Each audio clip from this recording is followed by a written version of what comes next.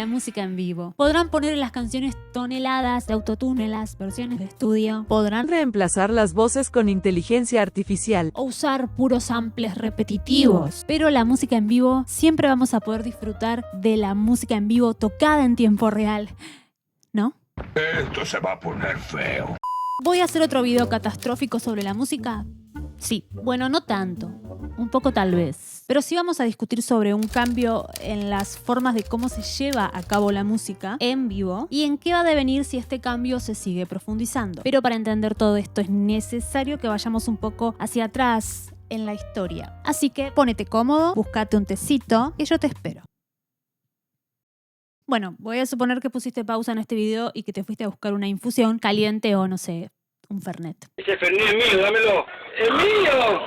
Si esto fuera una clase de historia de los conciertos en vivo, tendría que empezar por el siglo XVII, en donde se data el primer show en el que la gente pagó para escuchar la música por sí sola a cargo del compositor y violinista John Bannister. O sea, sí había conciertos antes, pero eran en forma de obras de teatro y otro tipo de espectáculos como actos religiosos y demás. Pero conciertos puramente de música y nada más, y que se pague por él, se dice que fue el del John, y que encima lo hizo en su propia casa, o sea, los vecinos lo deben haber odiado. Aunque en realidad tendríamos que analizar la música desde la prehistoria, porque la música en vivo era la única forma de escucharla. No creo que los neandertales hayan hecho playback o usado autotune.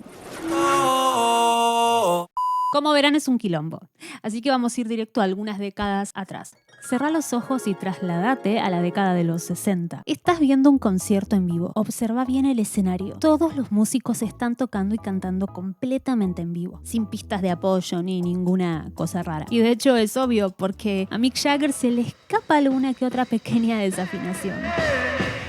Pero está bien, es normal y natural. Vemos guitarra, bajo, batería, pero no mucho más. Todo es bastante rudimentario y crudo para los ojos de hoy. De hecho, el primer amplificador con reverb fue el Reverb Rocket de Ampeg en esa misma década. Incluso hasta para que sea normal ver algunos sintetizadores en los conciertos, faltan algunos poquitos años. En los 70 empiezan a aparecer en los conciertos cosas más experimentales gracias a los avances en sintetizadores. De hecho, el grupo Kraftwerk es uno de los primeros en usar este tipo de instrumentos, además de sintetizadores como el vocoder musical y las drums machines. Pero eran pocos quienes los usaban. Primero porque no era lo mainstream y segundo porque eran aparatos un tanto aparatosos y muy caros. Pero pocos años después empiezan a comercializarse y de a poco comienza a ser cada vez más común. Y si bien son sintetizadores, se tocaban en tiempo real, en vivo, como todos los demás instrumentos, incluyendo la voz. O sea, no hacían playback, ¿no? Bueno, no, pero un poco sí. El lip syncing y el playback en general no es algo tan moderno. De hecho, en los 50 Elvis Presley hizo playback. Sí, Elvis Presley. También él, en el programa The Ed Sullivan Show. Aunque Elvis cantaba en vivo, pero su voz se mezclaba con la grabación en la postproducción para crear un sonido más completo. O sea, era medianamente un playback. También en la década de los 60 estaba esta serie de TV The Monkees, que eran un grupo musical y tocaban y cantaban en el programa. En aquel entonces todos daban por hecho que tocaban y cantaban de verdad, pero en realidad no. Eran unos personajes y no componían ellos las canciones ni tampoco las interpretaban ellos. ¡Guácala! ¿Te gustan los Monkees?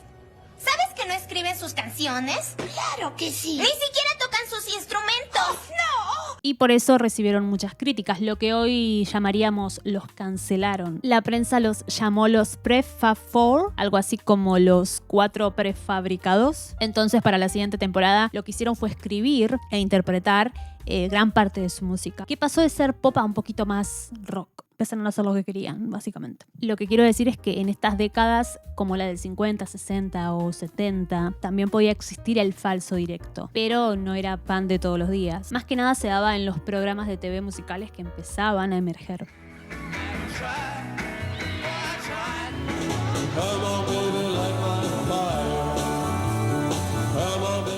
Y era por cuestiones técnicas del sonido. Digo, los músicos sí sabían tocar y lo hacían muy bien. Y cosa que aún sigue pasando, por ejemplo, sobre todo en la TV que se hace playback. Ahora, lo de si tocan bien, bueno, podemos dudarlo.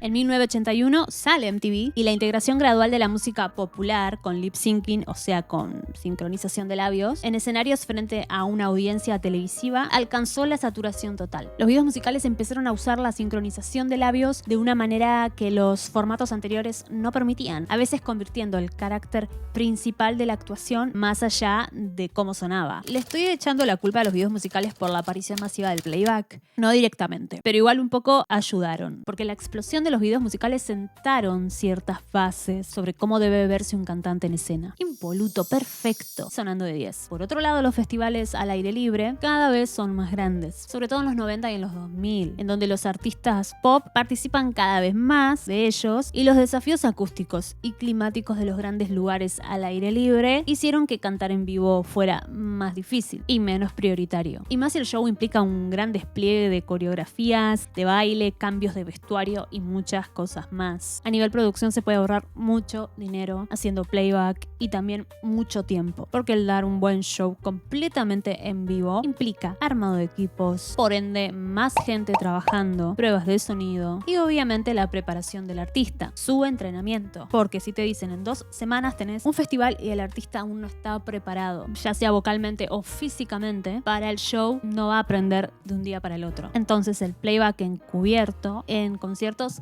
y en la TV, bueno, fue cada vez más común. Y si bien se supone que ese encubierto puede fallar.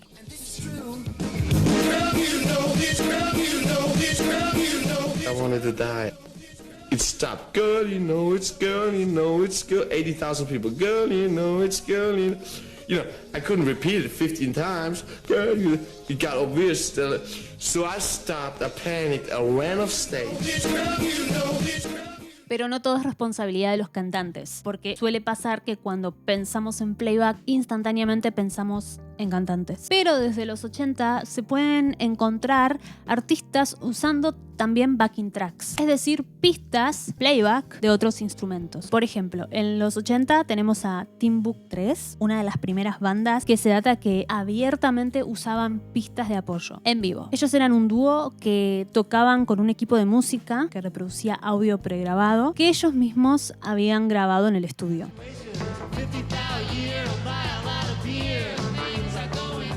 Y si te sigue pareciendo que está mal o que te parece una práctica estafadora, te cuento que una de las bandas más consagradas en los 70 ya lo hacía también. Estoy hablando de The Who.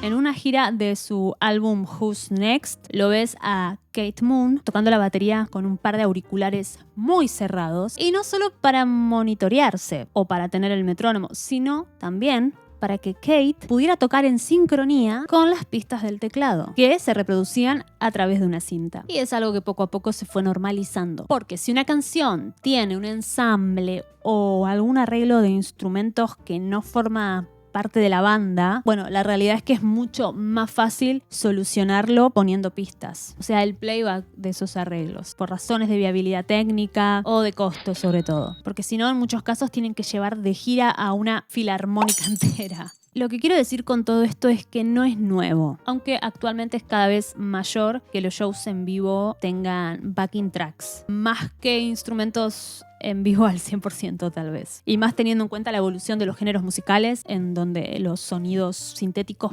predominan más que los orgánicos o acústicos. Vayamos al presente. Les voy a dar el ejemplo de un artista actual que yo admiro mucho y que me gusta mucho, pero soy consciente que sus shows en vivo están repletos de pistas.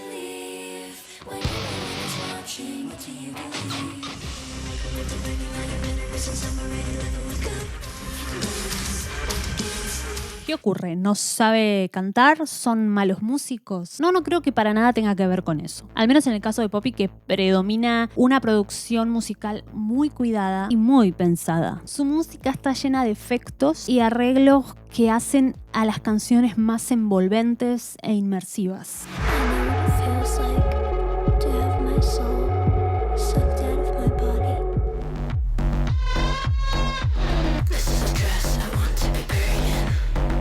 Y más si tenemos en cuenta el lore que implica toda su música e imagen. Ella empezó con estos videos de YouTube en los que es una especie de IA o robot, y el trabajo sonoro de estos videos es muy peculiar. Poppy, I'm Poppy, I'm Poppy, I'm Poppy.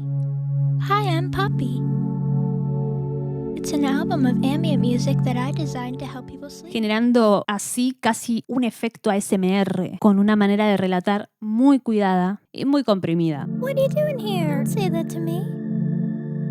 Y su música de alguna manera ha seguido ese mismo camino estético, tanto lo visual como lo musical. Ahora, ¿es posible replicar esta estética sonora en un show completamente en vivo? Y tal vez sí, pero probablemente se necesite mucha más gente trabajando para cuidar todos los detalles y muchos más equipos, además de tener un lugar que acústicamente permita proporcionar esa experiencia sonora. Y así todo no sonaría limpio, sobre todo por el factor humano. Digo, una voz en vivo naturalmente no puede sonar tan prolija y sin, no sé, agitarse, aunque en tiempo real esté editada. Y en aquellos casos en donde artistas que también en su música tienen una producción y sonido muy cuidado, pero se animan a sonar más en vivo y sin tanto apoyo de pistas en los conciertos, muchas veces terminan siendo bastante criticados por su desempeño.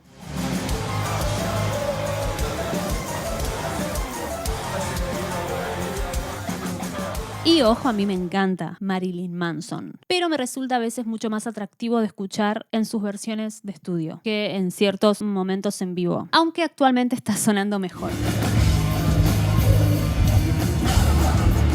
Y permítanme dudar de si en parte no es porque empezó a poner pistas vocales de apoyo, más al menos, lo cual no me parece mal y de hecho creo que le suma un montón. Acá el punto es entender que hay ciertas producciones musicales que completamente en vivo no funcionan. No digo que tengan que hacer playback, no, pero necesitan ciertos apoyos de backing tracks. Voy a poner el ejemplo de mi música, sí, voy a hablar de mí. Mi disco sale más cerca de fin de año y voy a salir a tocar en vivo para presentarlo. Y vamos a tocar en vivo con una banda, pero vamos a necesitar algunos backing tracks porque hay cosas que mucho lío lograrlas completamente en vivo. No es que me esté justificando al decir todo esto, pero desde mi experiencia lo puedo entender un poco más. Pero nosotros vamos a tocar en vivo. Guitarra, bajo, batería y voz en vivo. Mis canciones tienen a veces mucho toque electro rock o synth pop y bueno, necesitamos backing tracks.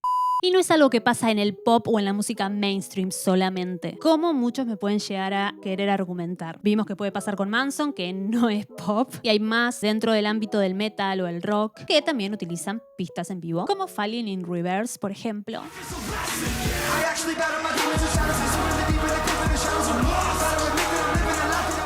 Como verán, es una banda que también tiende a tener una producción muy cargada. Y así nos podemos encontrar muchas más.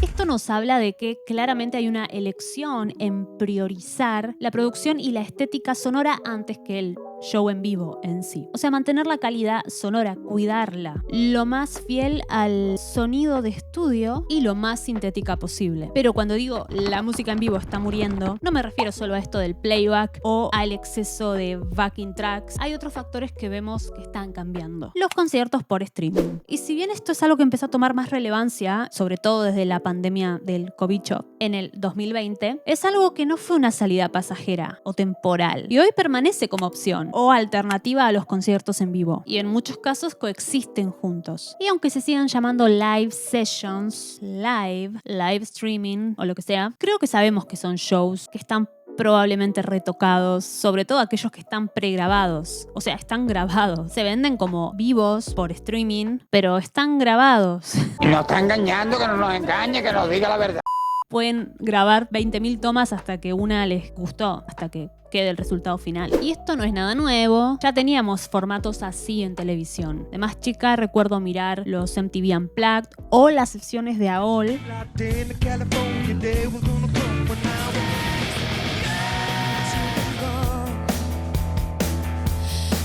donde sí estaban en vivo en ese momento, pero obviamente el sonido luego es mezclado para ser transmitido. Y si bien seguimos teniendo conciertos en vivo en lugares físicos, con audiencia física, es cada vez más común que a estos shows en vivo se le agregue la opción de poder verlo por streaming. Básicamente conciertos híbridos, en donde los artistas actúan frente a una audiencia física y transmiten en vivo simultáneamente su show en algunas plataformas. Y obviamente esto permite que el artista amplíe su alcance y los ingresos. La realidad es que el precio de los conciertos aumentó cada vez más en los últimos años. Y entiendo que hay que costear el precio de producción que conlleva y que hay inflación y etc. Pero de todos modos no es tan coherente el aumento tan grande que están teniendo. Pero de esto habla más en detalle José M. en un video que hizo en su canal. Se los dejo en la descripción del video porque está muy bueno y muy interesante. Y si el valor de un show con audiencia física es mucho más caro que el valor de una entrada para el show por streaming, y entonces no creo que sea raro que aumente la venta de entradas de este formato. Y ni hablar de algo que ya existe, que son los hologramas en los shows, que por ahora es más normal verlo en artistas ya fallecidos, pero no me sorprendería empezar a ver hologramas en artistas que hoy están, o sea, que están vivos. Por otro lado, la sociedad también está cada vez más acostumbrada al consumo virtual y, como dije antes, la pandemia exponenció ese formato. Probablemente las generaciones que crecieron en todo este espacio digital no se opondrían a asistir a conciertos virtuales, aunque tengan las dos opciones. De hecho, les puede llegar a ser mucho más natural y cómodo. También recordemos que la tecnología de la realidad virtual se sigue desarrollando y mejorando cada vez más. Entonces, un show por streaming sería una experiencia más inmersiva. Es que puede ser tentador tener la posibilidad de ver el concierto de tu cantante preferido acostado en el sillón de tu casa, sin tener que salir y hacer largas colas o gastar más dinero en transporte, y teniendo una vista cómoda. No puedo hablar por los demás, pero a mí todavía me encanta la experiencia de un show completamente en vivo. Sí, el tiempo en hacer filas largas o tener que viajar mucho para llegar al lugar del concierto y llenarte del sudor de otros puede ser un poco incómodo. Pero la realidad de estar en un evento así es lo que más valoro de la experiencia. La audiencia coreando, saltando, todos por algo en común. Que también obviamente despierta un sentido de comunidad, cosa que con lo virtual no pasa. Se vuelve una experiencia muy individual y fría. Ahora, la pregunta es, ¿fuiste a algún show que tenías la posibilidad de ir físicamente pero preferiste verlo por streaming? Confesá. Bueno, espero que les haya gustado este video. Déjenme en comentarios a ver qué opinan al respecto. Gracias a mis Patreons por colaborar conmigo a través de ese medio. Nos veremos en otro video acá por streaming. Chau, chau.